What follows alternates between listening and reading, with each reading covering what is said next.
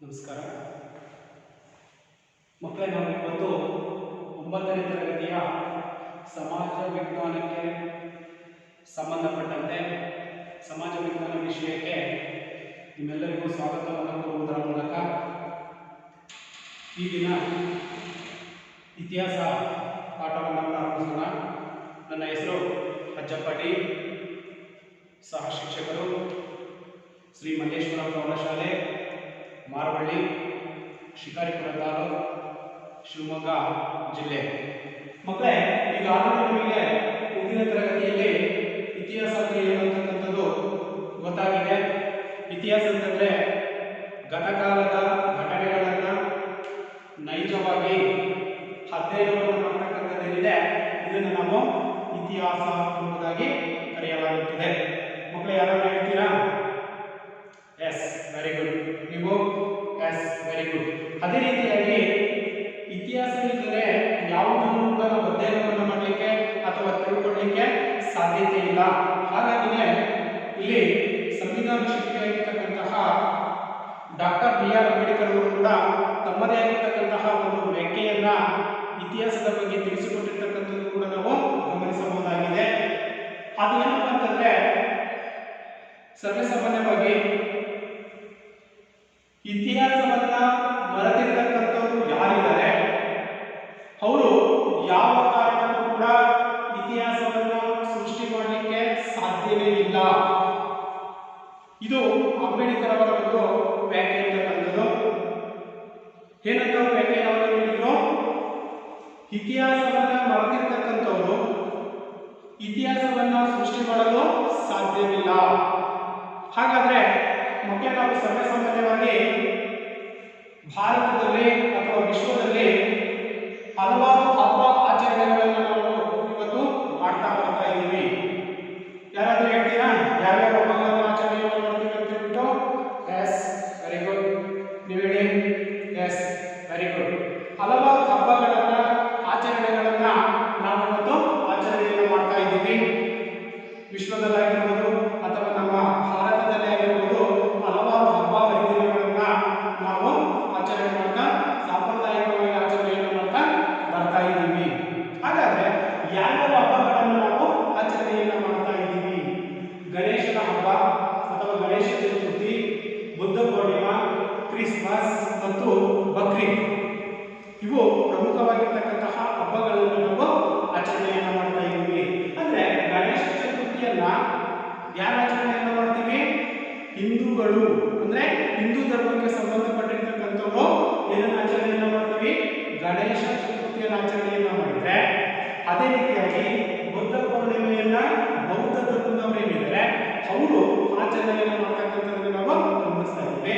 ಹಾಗೇನೆ ಇನ್ನ ಕ್ರಿಸ್ಮಸ್ ಅಂತಕ್ಕಂಥದ್ದು ಕೂಡ ನಮಗೆ ಗೊತ್ತಿದೆ. ಕ್ರಿಸ್ಮಸ್ ಆಚರಣೆಯನ್ನು ಯಾರು ಮಾಡ್ತಾರೆ?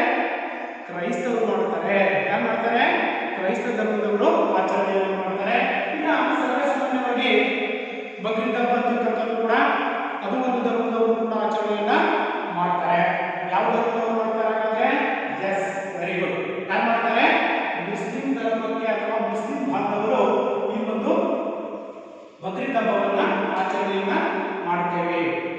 ಹಾಗಾದ್ರೆ ಇವತ್ತು ನಾವು ಏನ್ ಹೇಳ್ತಾ ಇದ್ದೀವಿ, ಯಾವ ವಿಷಯದ ಬಗ್ಗೆ ಅಧ್ಯಯನವನ್ನ ಮಾಡ್ತಾ ಇದ್ದೀವಿ ಅಂತಕ್ಕಂಥದ್ದು ನಿಮಗೆ ನೆನಪಿಗೆ ಬಂದಿರುತ್ತೆ ಅನ್ಕೊಂಡಿದ್ದೀನಿ. ಯಾರಾದ್ರೂ ಹೇಳ್ತೀರಾ? Yes, very good. ಏನಪ್ಪ ಅಂತಂದ್ರೆ, ಇಲ್ಲಿ ಇವತ್ತು ನಾವು ಅಧ್ಯಯನವನ್ನು ಮಾಡ್ತಕ್ಕಂಥದ್ದು ಕ್ರೈಸ್ತ ಧರ್ಮ ಮತ್ತು ಇಸ್ಲಾಂ ಧರ್ಮಗಳು. ವಿಶ್ವದಲ್ಲಿ ಅಥವಾ ಪ್ರಪಂಚದಲ್ಲಿ ಪ್ರಚಲಿತದಲ್ಲಿರ್ತಕ್ಕಂತಹ ಎರಡು ಪ್ರಮುಖವಾಗಿರ್ತಕ್ಕಂತಹ ಧರ್ಮಗಳು ಯಾವ್ಯಾವ ಅಂತಂದ್ರೆ ಕ್ರೈಸ್ತ ಧರ್ಮ ಮತ್ತು ಇಸ್ಲಾಂ ಮತಗಳು ಅಥವಾ ಧರ್ಮಗಳು ಅಂತ ಕರಿತೀವಿ. ಹಾಗಾದ್ರೆ ಇಲ್ಲಿ ನಮಗೆ ಒಂದು ಪ್ರಶ್ನೆ ಅಂತಕ್ಕಂಥದ್ದು ಬರುತ್ತೆ. ಏನಪ್ಪ ಅಂತಂದ್ರೆ, ವಾಟ್ ಈಸ್ ದ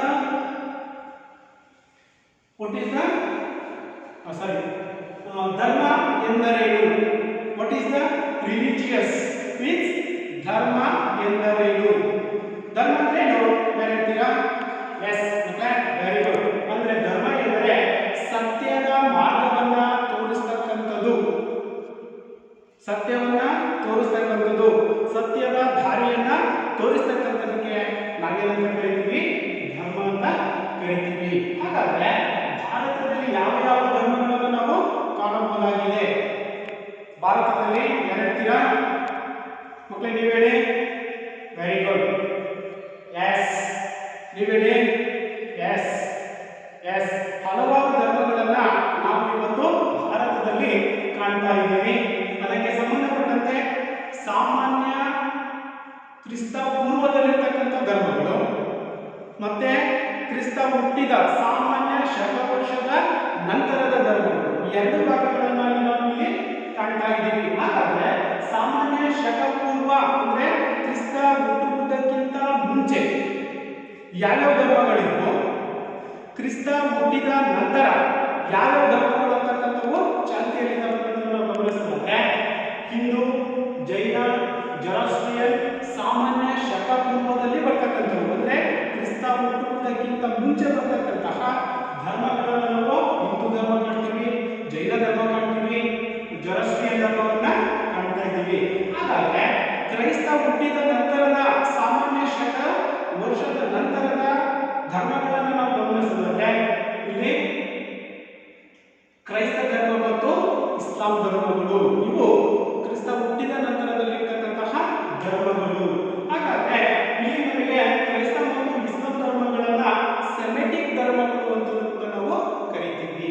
ಏನಂತ ಕರಿತೀವಿ?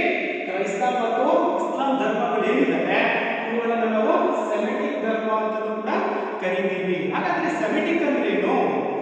ಮತ್ತೆ ನಮಗೆ ಒಂದು ಪ್ರಶ್ನೆ ಇರ್ತಕ್ಕಂಥ ಬರುತ್ತೆ, ಏನು ಸೆಮೆಟಿಕ್ ಎಂದರೇನು? ಮಧ್ಯ ಏಷ್ಯಾದ ಜನಾಂಗ ಏನಿದ್ದಾರೆ, ಯಾರು ಮಧ್ಯ ಏಷ್ಯಾದ ಜನಾಂಗ ಅಂತಕ್ಕಂಥ ಯಾರಿದ್ದಾರೆ ಅವರನ್ನು ನಾವು ಏನಂತ ಕರಿತೀವಿ?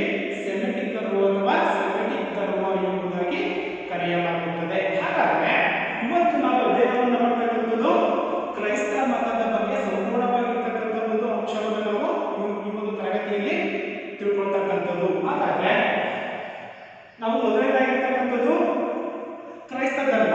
ಕ್ರೈಸ್ತ ಧರ್ಮದ ಸ್ಥಾಪಕ ಯಾರಾದ್ರೂ ಹಾಗಾದ್ರೆ Yesu Krista. S, very good. Yesu Krista ಅಂತಕ್ಕಂಥದ್ದು. ಹಾಗಾದ್ರೆ ಅವರ ಜೀವನ ಚರಿತ್ರೆ ಅಂತಕ್ಕಂಥದ್ದು ಹೇಗಿತ್ತು? ಯಾರು? ಯೇಸು ಕ್ರಿಸ್ತರ ಜೀವನ ಚರಿತ್ರೆ ಅಂತಕ್ಕಂಥದ್ದು ಹೇಗಿತ್ತು ಅನ್ನೋದನ್ನು ನಾವು ಗಮನಿಸೋದಾದ್ರೆ ಇಲ್ಲಿ ಸಾಮಾನ್ಯ ಶಕ 1ನೇ ಶತಮಾನ ಅಂದ್ರೆ ಅರ್ಥ ಏನು? ಯೇಸು ಕ್ರಿಸ್ತರು ಹುಟ್ಟಿದ ಸಮಯ ಏನಿದೆ ಆ ಒಂದು ಸಂದರ್ಭವನ್ನು ನಾವು ಸಾಮಾನ್ಯ ಶಕ 1ನೇ ಶತಮಾನ ಅಂತ ಕೂಡ ನಾವು ಕರೀತೀವಿ. ಒಂದು. ಇನ್ನ ಎರಡನೇದಾಗಿರ್ತಕ್ಕಂಥದ್ದು ಜೆರುಸಲೇಮ್ ಬಳಿ ಬೆತ್ಲೆಹೇಮಿನಲ್ಲಿ ಇವರು ಜನಿಸಿದ್ರು. ಇಲ್ಲಿ ಮುಖ್ಯವಾಗಿ ತಿಳಿಯಬೇಕಾಗಿರ್ತಕ್ಕಂಥದ್ದು ಯಾವುದು? ಯೇಸು ಕ್ರಿಸ್ತರು ಹುಟ್ಟಿದ ಸ್ಥಳ ಯಾವುದು? ಅರ್ಥ ಆಯ್ತಾ ಮಕ್ಕಳೇ? ಇಲ್ಲಿ ಯೇಸು ಕ್ರಿಸ್ತರು ಹುಟ್ಟಿರ್ತಕ್ಕಂಥ ಸ್ಥಳ ಯಾವುದು ಅಂತ ನಾವು ಗಮನಿಸಿದ್ರೆ ಜೆರುಸಲೇಮ್ ಅಂತಕ್ಕಂಥ ಒಂದು ಹಳ್ಳಿ ಏನಿದೆ, ಬೆತ್ಲೆಹೇಮ್ ಅಂತಕ್ಕಂಥ ಒಂದು ಹಳ್ಳಿಯಲ್ಲಿ ಇವರ ಜನನ ಅಂತಕ್ಕಂಥದ್ದಾಯಿತು. ಯಾರ ಜನನ? ಯೇಸು ಕ್ರಿಸ್ತರ ಜನನ ಅಂತಕ್ಕಂಥದ್ದು. ಹಾಗಾದ್ರೆ ಅವರ ತಂದೆ ಮತ್ತು ತಾಯಿಯನ್ನು ನಾವು ಗಮನಿಸಬೇಕಾದ್ರೆ ಯೇಸು ಕ್ರಿಸ್ತರ ತಂದೆಯ ಹೆಸರೇನು? ಜೋಸೆಫ್. ತಾಯಿಯ ಹೆಸರೇನು? ಮೇರಿ. ಮೇರಿಯವರ ಮಗನಾಗಿ ಯೇಸು ಕ್ರಿಸ್ತರು ಜನಿಸಿದರು. ಎಲ್ಲಿ ಜನಿಸಿದ್ರು? ಬೆತ್ಲೆಹೇಮ್ ಅಂತಕ್ಕಂತಹ ಒಂದು ಹಳ್ಳಿಯಲ್ಲಿ ಅವರು ಜನಿಸಿದ್ರು. ಆದ್ರೆ ವಿದ್ಯಾಭ್ಯಾಸ ಅಂತಕ್ಕಂಥದ್ದು ಸಿಗ್ಲಿಲ್ಲ. ಆದರೂ ಕೂಡ ಅವರು ನೋಡಿ ವಿದ್ಯಾಭ್ಯಾಸ ಇಲ್ಲದಿದ್ರು ಕೂಡ ಒಂದು ಉತ್ತಮವಾಗಿರ್ತಕ್ಕಂಥ ಬುದ್ಧಿಶಕ್ತಿಯ ಮಟ್ಟವನ್ನ ಅವರು ಹೊಂದಿದ್ರು. ಯಾರು? ಯೇಸು ಕ್ರಿಸ್ತರು ಅಂತಕ್ಕಂಥರು. ವಿದ್ಯಾಭ್ಯಾಸ ಅಂತಕ್ಕಂಥದ್ದು ಸಿಗಲಿಲ್ಲ, ಆದ್ರೆ ಬುದ್ಧಿವಂತಿಕೆ ಅಂತಕ್ಕಂಥದ್ದು ಕೂಡ ಅವರಲ್ಲಿ ಇರ್ತಕ್ಕ ಅಪಾರವಾಗಿರ್ತಕ್ಕಂಥ ಬುದ್ಧಿಶಕ್ತಿಯನ್ನ ಯೇಸು ಕ್ರಿಸ್ತರು ಹೊಂದಿರತಕ್ಕಂಥದ್ದನ್ನು ನಾವು ಗಮನಿಸಬಹುದಾಗಿದೆ. ಇಷ್ಟು ಅವರ ಜೀವನ ಚರಿತ್ರೆಯನ್ನು ನಾವು ಗಮನಿಸಿದ್ವಿ, ಅವರ ಜೀವನ. ಹಾಗಾದ್ರೆ ನೆಕ್ಸ್ಟ್ ಜೀಸಸ್ ಅನ್ನು ಮಸೀಹ ಅಥವಾ ಮಹಾರಕ್ಷಕ ಅಂತ ಕೂಡ ಕರೀತಾ ಇದ್ರು. ಏನಂತ ಕರೀತಾ ಇದ್ರು? ಯೇಸು ಕ್ರಿಸ್ತರನ್ನ ಜೀಸಸ್, ಮಸೀಹ ಅಥವಾ ಅವರನ್ನ ಮಹಾರಕ್ಷಕ. ಸಾಮಾನ್ಯವಾಗಿ ಮಹಾರಕ್ಷಕ ಅಂತಂದ್ರೆ ನಮ್ಮನ್ನು ಯಾರು ರಕ್ಷಣೆಯನ್ನ ಮಾಡ್ತಾರೆ ಅವರನ್ನ ನಾವು ಮಹಾರಕ್ಷಕ ಅಂತ ಕರಿತೀವಿ. ದೇವರ ರೂಪದಲ್ಲಿ ನಮ್ಮನ್ನ ಕಾಪಾಡತಕ್ಕಂಥವ್ರನ್ನ ನಾವು ಮಹಾರಕ್ಷಕರು ಅಂತ ಕರಿತೀವಿ. ಆದ್ರೆ ಇಲ್ಲಿ ಪ್ರಮುಖವಾಗಿರ್ತಕ್ಕಂಥ ಅಂಶಗಳನ್ನು ನಾವು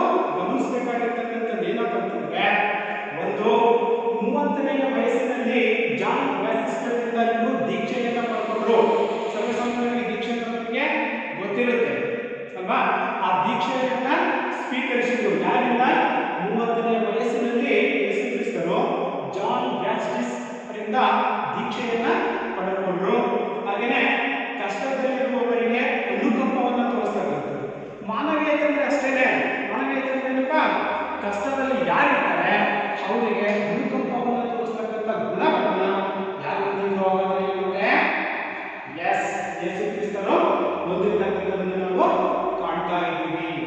ಇಷ್ಟೆಲ್ಲ ಆದ ನಂತರ ಅವರನ್ನ ಸಿಲುಬೆಗೇರಿಸಿದ್ರು.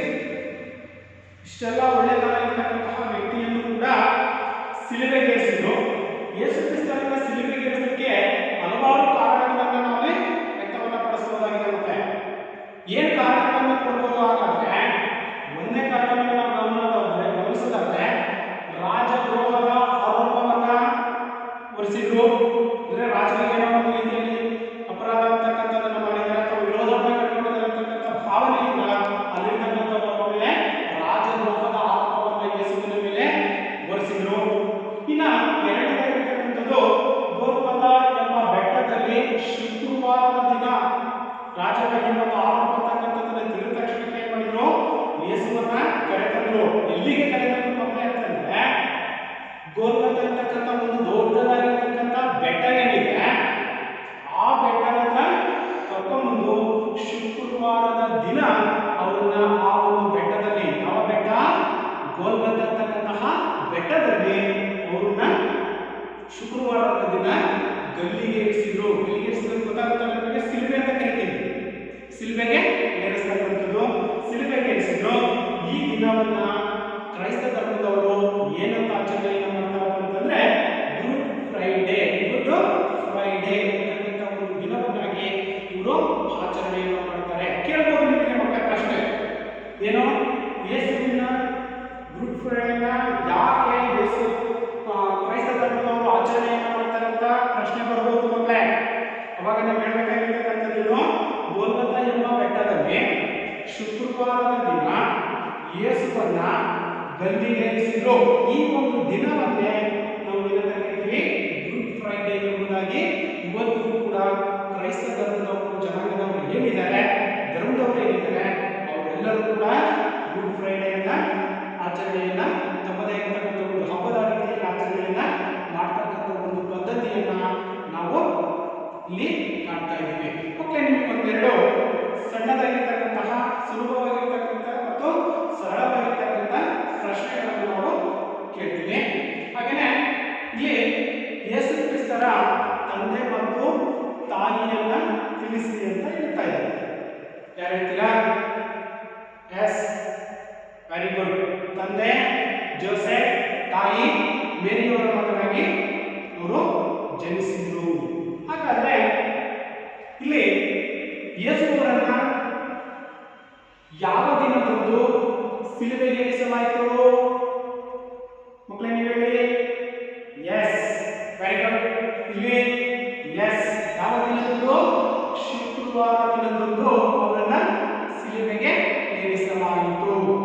ಓಕೆ, ನೆಕ್ಸ್ಟ್ ಈ ದಿನವನ್ನ ನಾವು ಯಾರು ಯೇಸುವಿನನ್ನ ಏನು ಸಿಲುಬೆಗೆ ಏರಿಸಿದ್ರೋ ಆ ದಿನವನ್ನ ನಾವು ಏನಂತ ಕರಿತೀವಿ ಮಕ್ಕಳೇ? ಹಾಗಾದ್ರೆ ಎಸ್, ಗುಡ್ ಫ್ರೈಡೆ ಎಂಬುದಾಗಿ ಕೂಡ ಕರೆಯಲಾಗುತ್ತೆ.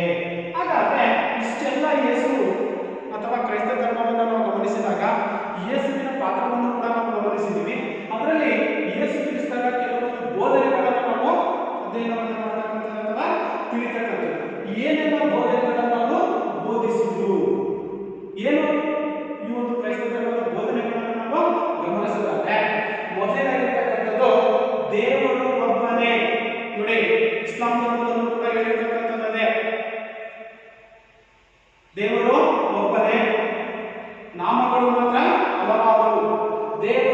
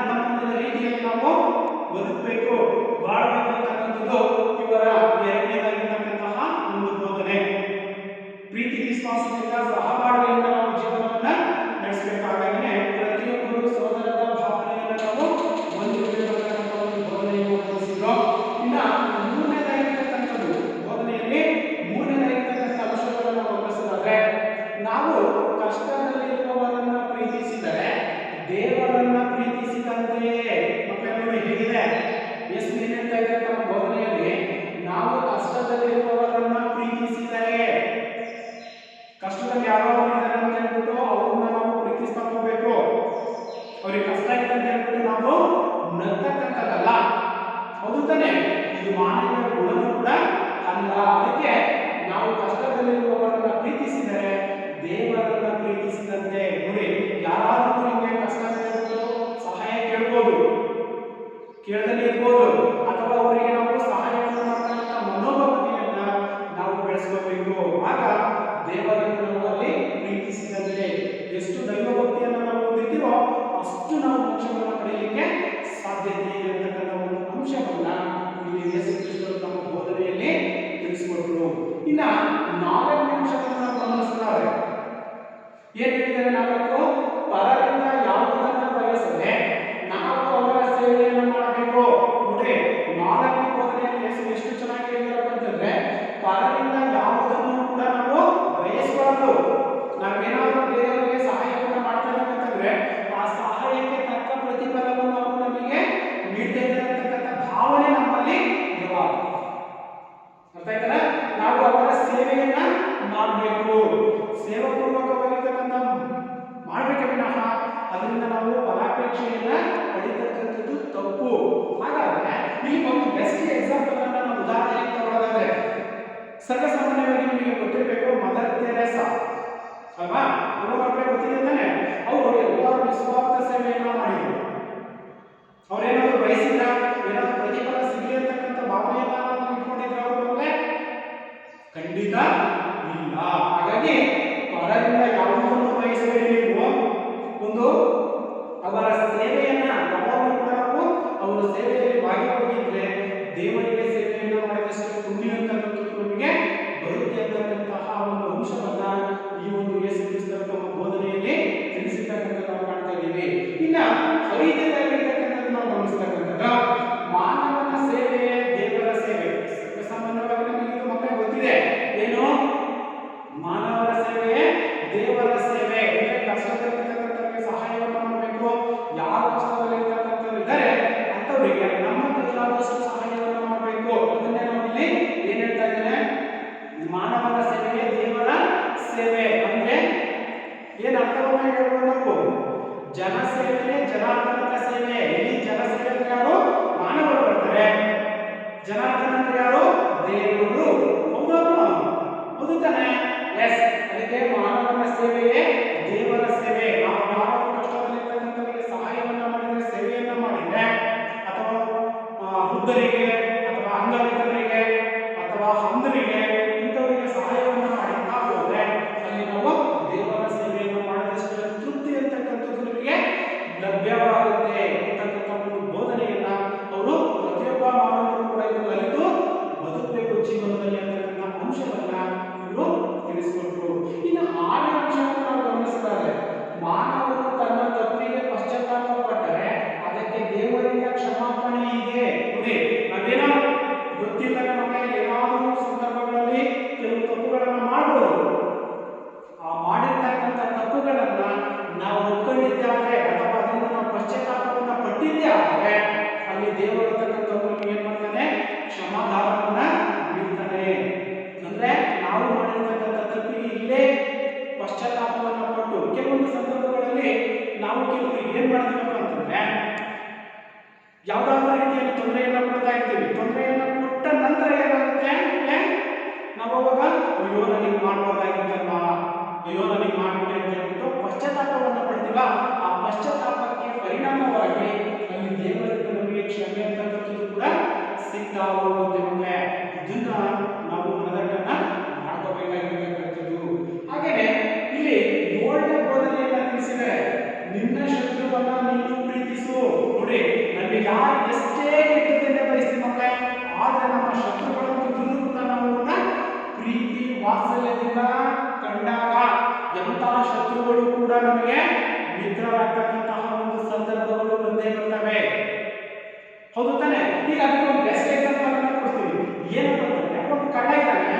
ಅವ್ನು ಕಳ್ಳ ಅಂತ ನಮಗೆ ಗೊತ್ತಿದೆ. ಕಳ್ಳ ಅಂತ ಗೊತ್ತಿದ್ದು ನಾವು ಒಂದಿಷ್ಟು ಹಣವನ್ನ ಆ ಪಕ್ಕದಲ್ಲಿ ಅವ್ರು ಇರ್ತಕ್ಕಂಥ ಜಾಗದಲ್ಲಿ ಇಟ್ಟರೆ ಅವನೇನ್ ಮಾಡ್ತಾನೆ, ಅದನ್ನ ಕದೀತಾನ? ಯಾವ ಕಾರಣಕ್ಕೂ ಅವನೇ ಕದಿಯಲ್ಲ ಅವನು. ಯಾಕಂತಂದ್ರೆ ನಾವು ಕಳ್ಳ ಎಟ್ಟಿದರೆ ಈಗ ಗೊತ್ತಾಗುತ್ತೆ ಅಂತಕ್ಕಂಥ ಭಾವನೆ ಅವನಲ್ಲಿರುತ್ತೆ. ಅವಾಗೇನಾಗ್ತಾನೆ, ಅವನು ಬದಲಾವಣೆಯನ್ನ ಬಯಸ್ತಾ ಹೋಗ್ತಾನೆ. ಹಾಗೇನೆ ಇಲ್ಲಿ ನಿನ್ನ ಶತ್ರುವನ್ನ ನೀನು ಪ್ರೀತಿಸು, ನಿನಗೆ ಕೆಟ್ಟದ್ದನ್ನು ಬಯಸುವವರಿಗೆ ನೀನು ಒಳ್ಳೆಯದನ್ನು ಬಯಸು. ನಮಗೆ ಯಾರೇ ಕೆಟ್ಟದ್ದು ಮಾಡಲಿ ಬೇಕಾಗಬಾರದನ್ನ ಮಾಡಿದಾನ ಮಾಡ್ಕೊಳ್ಳಿ. ಆದ್ರೆ ನಮ್ಮಿಂದ ಪರರಿಗೆ ಮತ್ತೆ ಯಾವ ಕಾರಣಕ್ಕೂ ಕೂಡ ನೋವು ಅಂತಕ್ಕಂಥದ್ದು ಉಂಟಾಗಬಾರದು. ಇಷ್ಟು ಪ್ರಮುಖವಾಗಿರ್ತಕ್ಕಂತಹ 7 ಬೋಧನೆಗಳನ್ನ, ಉತ್ತಮವಾಗಿರ್ತಕ್ಕಂತಹ ಬೋಧನೆಗಳನ್ನ ಯೇಸು ಕ್ರಿಸ್ತರು ಪ್ರಪಂಚಕ್ಕೆ ನೀಡಿರ್ತಕ್ಕಂಥದ್ದನ್ನು ಕೂಡ ನಾವು ಗಮನಿಸ್ತಾ ಇದ್ದೀವಿ. ಅರ್ಥ ಆಯ್ತಾ ಮಕ್ಕಳೇ? ಇಷ್ಟನ್ನು ನಾವು ಯೇಸು ಕ್ರಿಸ್ತರ ಬೋಧನೆಗಳನ್ನು ನಾವು ತಿಳ್ಕೊಂಡ್ವಿ. ಈಗ ನಂತರದಲ್ಲಿ ನಾವು ಕ್ರೈಸ್ತ ಧರ್ಮದ ಪವಿತ್ರ ಗ್ರಂಥ ಯಾವುದು? ಸರ್ವಸಾಮಾನ್ಯವಾಗಿ ನಿಮಗೆ ಗೊತ್ತಿರುತ್ತೆ. ಯಾರಾದ್ರೂ ಹೇಳ್ತೀರಾ? Yes, exactly, very good. ನೀನ್ ಹೇಳಪ್ಪ. Very good. ಕ್ರೈಸ್ತ ಧರ್ಮದ ಪವಿತ್ರ ಗ್ರಂಥವನ್ನು ನಾವು ಗಮನಿಸೋದಾದ್ರೆ ಬೈಬಲ್.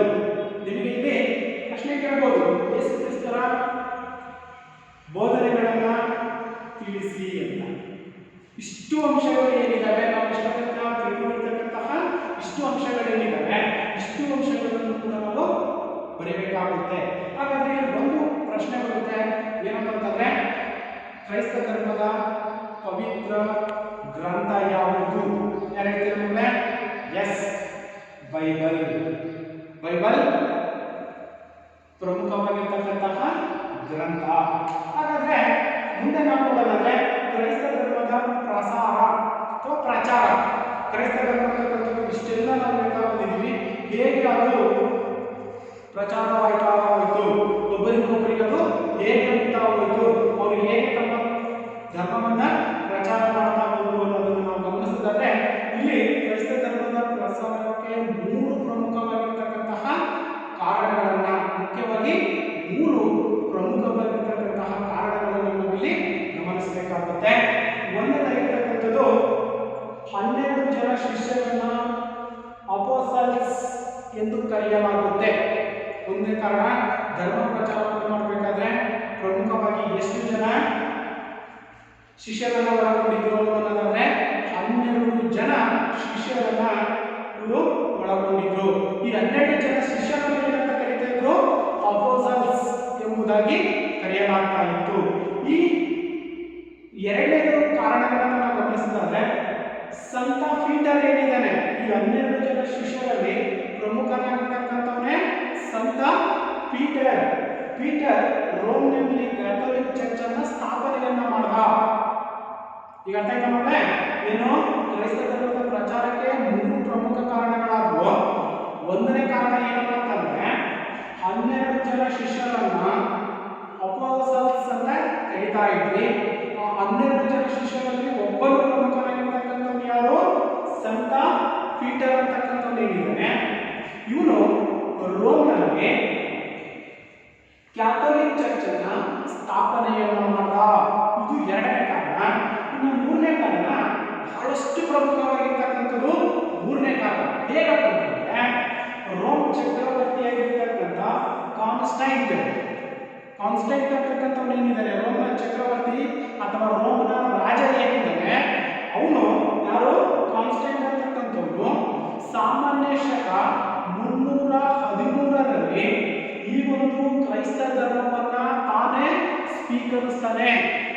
ನೋಡಿ, ರೋಮ್ ಸಾಮ್ರಾಜ್ಯ ರಾಜ ಏನಿದ್ದಾನೆ ಅಥವಾ ಚಕ್ರವರ್ತಿ ಕಾನ್ಸ್ಟೈಂಟ್ ಅಂತಕ್ಕಂಥವನು ಸಾಮಾನ್ಯ ಶಕ ವರ್ಷ 313ರಲ್ಲಿ ಕ್ರೈಸ್ತ ಧರ್ಮವನ್ನೇ ತಾನೇ ಸ್ವೀಕರಿಸ್ತಾನೆ. ಅಂದ್ರೆ ರಾಜನೇ ಕ್ರೈಸ್ತ ಧರ್ಮವನ್ನು ಸ್ವೀಕರಿಸಿಕೊಂಡಾಗ ಅಲ್ಲಿರ್ತಕ್ಕಂಥ ಜನಸಾಮಾನ್ಯರು, ಮಂತ್ರಿಗಳಾಗಿರ್ಬೋದು ಅಥವಾ ಇನ್ನಿತರೆ ಸಾಮಾನ್ಯರೇನಿದ್ರೆ ಎಲ್ಲರೂ ಕೂಡ ಈ ಒಂದು ಬೌದ್ಧ ಧರ್ಮಕ್ಕೆ ಕ್ರೈಸ್ತ ಧರ್ಮಕ್ಕೆ ಸೇರ್ಪಡೆ ಆಗ್ತಕ್ಕಂಥ ನಾವು ಕಾಣ್ತಾ ಇದ್ದೀವಿ ಅಥವಾ ಸ್ವೀಕರಿಸ್ತಕ್ಕಂಥದ್ದನ್ನು ಕೂಡ ನಾವು ಗಮನಿಸ್ತಾ ಇದ್ದೀವಿ. ಹಾಗೆಯೇ ರೋಮ್ ಚಕ್ರವರ್ತಿ ಕಾನ್ಸ್ಟೈಂಟ್ ಅಂತಕ್ಕಂಥದ್ದು ಏನಿದ್ದಾನೆ, ಇವನು ಸಾಮಾನ್ಯ ಶಕ ವರ್ಷ 313ರಲ್ಲಿ ಕ್ರೈಸ್ತ ಧರ್ಮವನ್ನು ಸ್ವೀಕರಿಸಿದ. ಈ ರೀತಿಯಾಗಿ ಈ ಒಂದು ಕ್ರೈಸ್ತ ಧರ್ಮ ಅಂತಕ್ಕಂಥದ್ದು 3 ಕಾರಣಗಳಿಂದ ಇದು ಪ್ರಪಂಚದಲ್ಲಿ ಅಥವಾ ವಿಶ್ವದಲ್ಲಿ, ಜಗತ್ತಿನಲ್ಲಿ ಇದು ಪ್ರಚಾರವಾಗ್ತಾ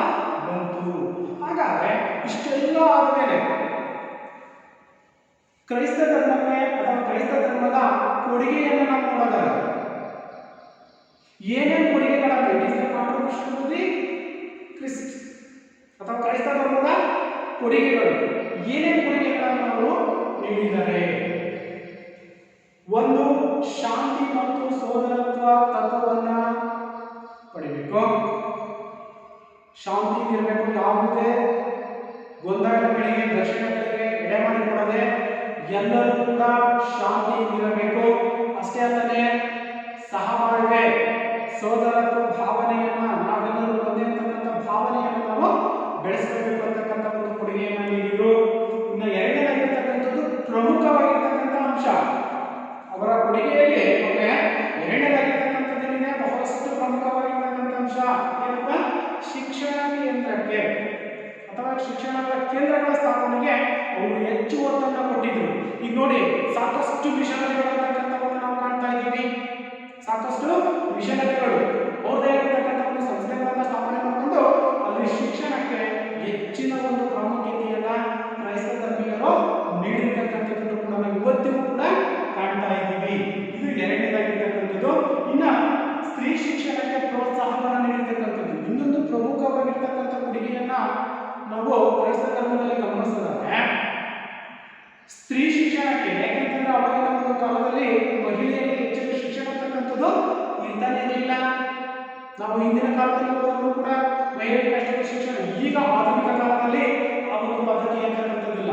ಇವತ್ತು ಸರ್ವೇ ಸಾಮಾನ್ಯವಾಗಿ ನೋಡಿ, ಈ ರೀತಿಯಾಗಿರ್ತಕ್ಕಂಥ ಸ್ತ್ರೀಯರಿಗೆ ಶಿಕ್ಷಣವನ್ನು ನಮಗೆ ನೀಡಿರೋದ್ರಿಂದಲೇ ಇವತ್ತು ಪ್ರತಿಯೊಂದು ಜಗತ್ತಿನ ಪ್ರತಿಯೊಂದು ರಂಗಗಳಲ್ಲೂ ಕೂಡ ಮಹಿಳೆಯರು ತಮ್ಮದೇ ಆಗಿರ್ತಕ್ಕಂಥ ಒಂದು ಸ್ಥಾನಮಾನವನ್ನ ಪಡ್ಕೊಳ್ತಾ ಬಂದಿರ್ತಕ್ಕಂಥದ್ದನ್ನು ನಾವು ಗಮನಿಸಬಹುದಾಗಿದೆ. ಅದಕ್ಕಾಗಿಯೇ ಇಲ್ಲಿ ಸ್ತ್ರೀ ಶಿಕ್ಷಣಕ್ಕೆ ಹೆಚ್ಚಿನ ಒಂದು ಪ್ರೋತ್ಸಾಹವನ್ನ ಕ್ರೈಸ್ತ ಧರ್ಮ ನೀಡಿರ್ತಕ್ಕಂಥದ್ದು ನಾವು ಕಾಣ್ತಾ ಇದ್ದೀವಿ. ಯಾವಾಗ ಸ್ತ್ರೀ ಶಿಕ್ಷಣಕ್ಕೆ ಮಹಿಳೆಯರು ಶಿಕ್ಷಣವನ್ನು ಪಡೆಯಬೇಕಂತಕ್ಕಂಥದ್ದು ನಾವು ಪ್ರೋತ್ಸಾಹವನ್ನು ನೀಡ್ತಾ ಬಂದ್ರು ಮಕ್ಕಳೇ, ಅವಾಗ ಏನಾಯ್ತು, ಸ್ತ್ರೀಯರ ಸಬಲೀಕರಣ ಅಂತ ಕರಿತೀವಿ.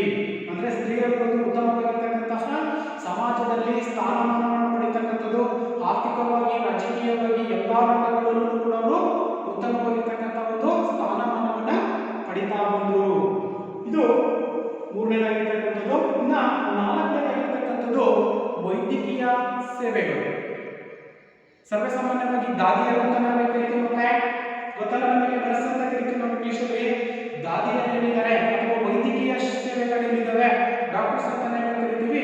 ಅಂತ ಸೇವೆಗಳನ್ನ ವೃದ್ಧರಿಗಾಗಿರ್ಬೋದು ವೃದ್ಧಾಶ್ರಮಗಳನ್ನ ಕಾಣ್ತೀವಿ, ಅಂಧರಾಶ್ರಮಗಳನ್ನ ಕಾಣ್ತೀವಿ, ಅಂಗವಿಕಲರ ಆಶ್ರಮಗಳನ್ನ ಕಾಣ್ತೀವಿ, ಅಥವಾ ಇನ್ನೂ ಹಲವಾರು ರೋಗಿಗಳಂತಕ್ಕಂಥದ್ದನ್ನ ನಾವು ಕಾಣ್ತೀವಿ. ಅಂತ ರೋಗಿಗಳಿಗೆ ವೈದ್ಯಕೀಯ ಸೇವೆಯನ್ನು ಮಾಡತಕ್ಕಂಥ ಮನೋಭಾವನೆಯನ್ನ ಈ ಒಂದು ಕ್ರೈಸ್ತ ಧರ್ಮದ ಕೊಡುಗೆಗಳಲ್ಲಿ ನಾವು ಕಾಣ್ತಾ ಇದ್ದೀವಿ. ಇದಕ್ಕೆ ಇನ್ನೊಂದು ಎಕ್ಸಾಂಪಲ್ ನಾನು ಅವಾಗಲೇ ಹೇಳಿದ್ದೀನಿ ಮಕ್ಕಳೇ, ಏನು ಮದರ್ ತೆರೇಸಾವನ್ನು ಗಮನಿಸಿದಾಗ ಅವರು ರೋಗ ರುಜಿನ ಏನಿದ್ರು ಕೂಡ ಅವರನ್ನ ತನ್ನ ಮಕ್ಕಳಂತಕ್ಕಂತಹ ಒಂದು ಪ್ರೀತಿಯಿಂದ ಮಮತೆಯಿಂದ ಅವರನ್ನ ಪಾಲನೆ ಮಾಡಿರ್ತಕ್ಕಂಥದ್ದು ನಾವು ಇವತ್ತು ನಮ್ಮ ಕಣ್ಮುಂದೆನೇ ಇದೆ. ಅಂತ ಒಂದು ಪ್ರೀತಿ ವಿಶ್ವಾಸವನ್ನು ನಾವು ಬೆಳೆಸತಕ್ಕಂಥದ್ದೇ ಇಲ್ಲಿ ಕ್ರೈಸ್ತ ಧರ್ಮದ ಪ್ರಮುಖವಾಗಿರ್ತಕ್ಕಂತಹ 4 ಕೊಡುಗೆಗಳು. ಯಾವ್ಯಾವು? ಶಾಂತಿ ಮತ್ತು ಸೋದರತ್ವ ತತ್ವವನ್ನು ಬೆಳೆಸ್ತಕ್ಕಂಥದ್ದು, ಶಿಕ್ಷಣ ಕೇಂದ್ರಗಳ ಒಂದು ಸ್ಥಾಪನೆ ಇರ್ತಕ್ಕಂಥದ್ದು, ಹಾಗೇನೆ ಇನ್ನು ಮೂರನೇದಾಗಿರ್ತಕ್ಕಂಥದ್ದು ಸ್ತ್ರೀ ಶಿಕ್ಷಣಕ್ಕೆ ಹೆಚ್ಚಿನ ಒಂದು ಪ್ರೋತ್ಸಾಹವನ್ನ ನೀಡತಕ್ಕಂಥದ್ದು, ಅವರನ್ನ ಸಬಲರಾಗಿ ಮಾಡ್ತಕ್ಕಂಥದ್ದು. ಇನ್ನ 4ನೇದಾಗಿರ್ತಕ್ಕಂಥದ್ದು ವೈದ್ಯಕೀಯ ಸೇವೆಗಳು. ಇಷ್ಟು ಪ್ರಮುಖವಾಗಿರ್ತಕ್ಕಂತಹ ಕ್ರೈಸ್ತ ಧರ್ಮದ ಕೊಡುಗೆಗಳನ್ನು ನಾವು ಕಾಣ್ತಾ ಬಂದ್ವಿ. ಇಷ್ಟೆಲ್ಲ ವೈಭವಪೂರಿತವಾಗಿರ್ತಕ್ಕಂತಹ ಕ್ರೈಸ್ತ ಧರ್ಮ ಅಂತಕ್ಕಂಥದ್ದು ಏನಿದೆ, ಇದರಲ್ಲೂ ಕೂಡ 2 ಪ್ರಮುಖವಾಗಿರ್ತಕ್ಕಂತಹ ಪಂಗಡಗಳು ಅಂತಕ್ಕಂಥವು ಏರ್ಪಟ್ಟು 2 ಪಂಗಡಗಳು ನೋಡಿ, ಎಲ್ಲೋ ಕೂಡ ಆ ರೀತಿಯಾಗಿರ್ತಕ್ಕಂಥ ಒಂದು ಒಡಂಬಡಿಕೆ ಅಂತಕ್ಕಂಥದ್ದು ಇದ್ದೇ ಇರುತ್ತೆ. ಅದೇ ರೀತಿಯಾಗಿ ಈ ಒಂದು ಕ್ರೈಸ್ತ ಧರ್ಮದಲ್ಲೂ ಕೂಡ 2 ಪಂಗಡಗಳನ್ನು ನಾವು ಕಾಣ್ತಾ ಇದ್ದೀವಿ. ಅವು ಯಾವ್ಯಾವ ಅಂತಂದ್ರೆ, ಒಂದು ಕ್ಯಾಥೋಲಿಕರು, ಮತ್ತೊಂದು ಪ್ರೊಟೆಸ್ಟೆಂಟರು ಅಂತ ಕರಿತೀವಿ. ಈ 2 ಪಂಗಡಗಳು ಕ್ರೈಸ್ತ ಧರ್ಮದ ಪ್ರಮುಖವಾಗಿರ್ತಕ್ಕಂತಹ 2 ಪಂಗಡಗಳು. ಮಕ್ಕಳೇ ನಿಮಗೆ ಕೇಳ್ಬೋದು, 1 ಅಥವಾ 2 ಅಂಕದ ಪ್ರಶ್ನೆಗೆ ಕೇಳ್ಬೋದು, ಕ್ರೈಸ್ತ ಧರ್ಮದ 2 ಪಂಗಡಗಳು ಯಾವುವು ಅಂತ. ಅದು ತಾನೇ ಕೇಳ್ಬೋದಲ್ವಾ? ಎಸ್. ಹಾಗಾದ್ರೆ ಕ್ಯಾಥೋಲಿಕರು ಮತ್ತು ಪ್ರೊಟೆಸ್ಟೆಂಟ್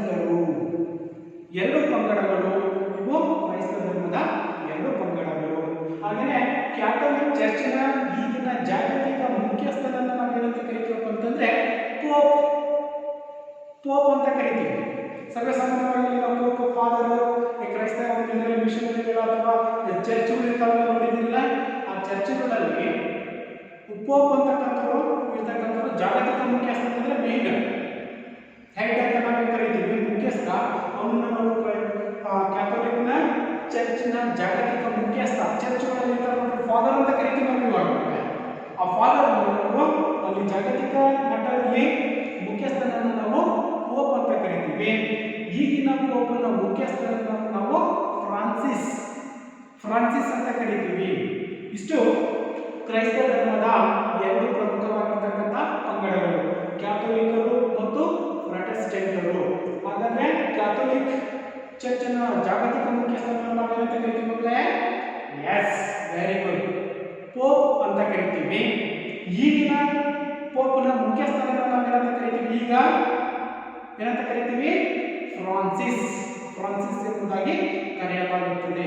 ಇನ್ನೊಂದು ಮಕ್ಕಳೇ ವಿಶೇಷವಾಗಿರ್ತಕ್ಕಂಥ ಅಂಶವನ್ನು ನಾವು ಗಮನಿಸೋದಾದ್ರೆ, ಏನು ವಿಶೇಷವಾಗಿರ್ತಕ್ಕಂತಹ ಅಂಶ ಅಂತಂದ್ರೆ, ಇವರ ಚರ್ಚ್ಗಳಿದಾವಲ್ಲ ನೋಡಿದ್ರಲ್ಲ, ನಮ್ಮ ಹಿಂದೂ ಧರ್ಮದಲ್ಲಿ ನಾವು ದೇವಾಲಯಗಳು ಅಂತ ನಾವು ಕರಿತೀವಿ. ಅದೇ ರೀತಿಯಾಗಿ ಇಲ್ಲೂ ಕೂಡ ಅವರ ಚರ್ಚ್ಗಳನ್ನು ನಾವು ಗಮನಿಸೋದಾದ್ರೆ, ಅವರ ಚರ್ಚ್ಗಳು ಕ್ಯಾಥೋಲಿಕ್ ಶೈಲಿಯಲ್ಲಿ ಇರ್ತಕ್ಕಂಥವು. ಫುಲ್ಲು ಗ್ಲಾಸ್ ಅಲ್ಲಿ ನೋಡಲು ಎತ್ತರವಾಗಿರ್ತಕ್ಕಂತಹ ಒಂದು ಶೈಲಿಯಲ್ಲಿ ಇರ್ತಕ್ಕಂಥದ್ದು ನಾವು ಕಾಣ್ತೀವಿ. ಅಲ್ಲಿ ಗ್ಲಾಸ್ ಅನ್ನು ಕೂಡ ಫಿಕ್ಸ್ ಮಾಡಿರ್ತಕ್ಕಂಥದ್ದು ನಾವು ಕಾಣ್ತಾ ಇದ್ದೀವಿ. ಈ ರೀತಿಯಾಗಿರ್ತಕ್ಕಂತಹ ಒಂದು ಚರ್ಚಿನ ಶೈಲಿಯನ್ನ ನಾವು ಕ್ಯಾಥೋಲಿಕ್ ಅಥವಾ ಕ್ರೈಸ್ತ ಧರ್ಮದಲ್ಲಿ ನಾವು ಕಾಣ್ತಾ ಹೋಗ್ತೀವಿ. ಇಷ್ಟು ಮಕ್ಕಳೇ ಪ್ರಮುಖವಾಗಿರ್ತಕ್ಕಂತಹ ಧರ್ಮಗಳಲ್ಲಿ ಕ್ರೈಸ್ತ ಧರ್ಮದ ಉದಯಕ್ಕೆ ಕಾರಣಗಳು, ಕ್ರೈಸ್ತ ಧರ್ಮದ ಸ್ಥಾಪಕರು ಯಾರು, ಕ್ರೈಸ್ತ ಧರ್ಮದ ಯೇಸು ಕ್ರಿಸ್ತರ ಜೀವನ ಚರಿತ್ರೆ, ಹಾಗೆ ಅವರ ಕೊಡುಗೆಗಳು, ಅವರು ನೀಡಿರ್ತಕ್ಕಂತಹ ಬೋಧನೆಗಳು, ಹಾಗೆಯೇ ಇನ್ನ ಕೊನೆಯದಾಗಿರ್ತಕ್ಕಂಥದ್ದು ಕ್ರೈಸ್ತ ಧರ್ಮದ ಎರಡು ಪಂಗಡಗಳು. ಇಷ್ಟು ಪ್ರಮುಖವಾಗಿರ್ತಕ್ಕಂತಹ ಅಂಶಗಳನ್ನು ನಾವು ಇವತ್ತು ಈ ಒಂದು ತರಗತಿಯಲ್ಲಿ ಅಧ್ಯಯನವನ್ನು ಮಾಡಿದ್ದೀವಿ. ಹಾಗೆಯೇ ಕೆಲವೊಂದು ಮಕ್ಕಳೇ ಮನೆ ಕೆಲಸವನ್ನ ಅಥವಾ ಗೃಹಪಾಠ ಅಂತ ನಾವು ಕರಿತೀವಿ, ಹೋಮ್ವರ್ಕ್, ಕೆಲವೊಂದು ಪ್ರಶ್ನೆಗಳನ್ನು ನಾನು ನಿಮಗೆ ಕೊಡ್ತೀನಿ, ಅವುಗಳನ್ನ ನೋಟ್ ಮಾಡ್ಕೊಳ್ತಾ ಹೋಗಿ. ಎಸ್, ಜಗತ್ತಿನಲ್ಲಿ ಮೊದಲನೇ ಪ್ರಶ್ನೆ, ಜಗತ್ತಿನಲ್ಲಿ ಪ್ರಚಲಿತದಲ್ಲಿರ್ತಕ್ಕಂತಹ ಎರಡು ಪ್ರಮುಖವಾಗಿರ್ತಕ್ಕಂತಹ ಧರ್ಮಗಳು ಯಾವುವು? ಜಗತ್ತಿನಲ್ಲಿ ಪ್ರಚಾರದಲ್ಲಿರ್ತಕ್ಕಂತಹ ಪ್ರಮುಖವಾಗಿರ್ತಕ್ಕಂತಹ ಎರಡು ಧರ್ಮಗಳು ಯಾವುವು? ಹಾಗೆಯೇ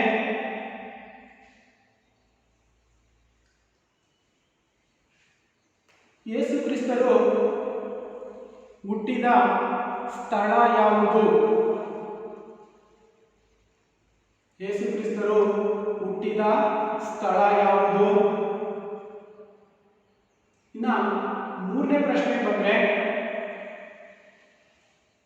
ಯೇಸು ಕ್ರಿಸ್ತರ ತಂದೆ ಮತ್ತು ತಾಯಿಯನ್ನು ತಿಳಿಸಿ. ಯೇಸು ಕ್ರಿಸ್ತರ ತಂದೆ ಮತ್ತು ತಾಯಿಯನ್ನು ತಿಳಿಸಿ. ನೆಕ್ಸ್ಟ್ ಮುಂದಿನ ಪ್ರಶ್ನೆ 4,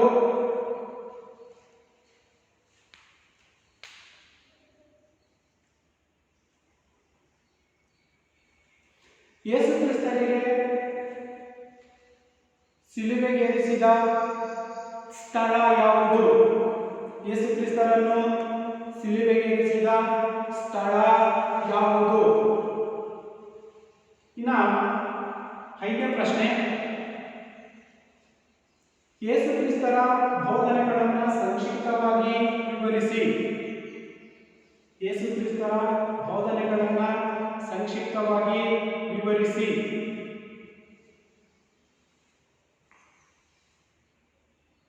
ಮುಂದಿನ ಪ್ರಶ್ನೆ, ಕ್ರೈಸ್ತ ಧರ್ಮದ ಪ್ರಚಾರಕ್ಕೆ ಪ್ರಮುಖ 3 ಕಾರಣಗಳನ್ನು ತಿಳಿಸಿ.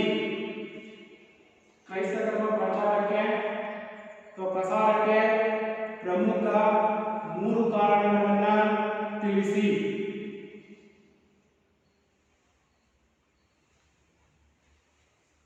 ಮುಂದಿನ ಪ್ರಶ್ನೆ,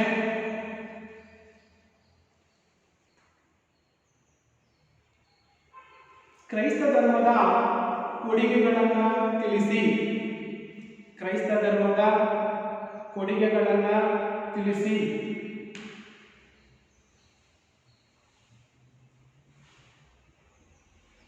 ಇನ್ನ ಕೊನೆಯದಾಗಿರ್ತಕ್ಕಂಥ ಪ್ರಶ್ನೆ, ಕ್ರೈಸ್ತ ಧರ್ಮದ ಪ್ರಮುಖ 2 ಪಂಗಡಗಳು ಯಾವುವು? ಕ್ರೈಸ್ತ ಧರ್ಮದ ಪ್ರಮುಖ 2 ಪಂಗಡಗಳು ಯಾವುವು? ಆಯ್ತಾ ಮಕ್ಕಳೇ? ಧನ್ಯವಾದಗಳು.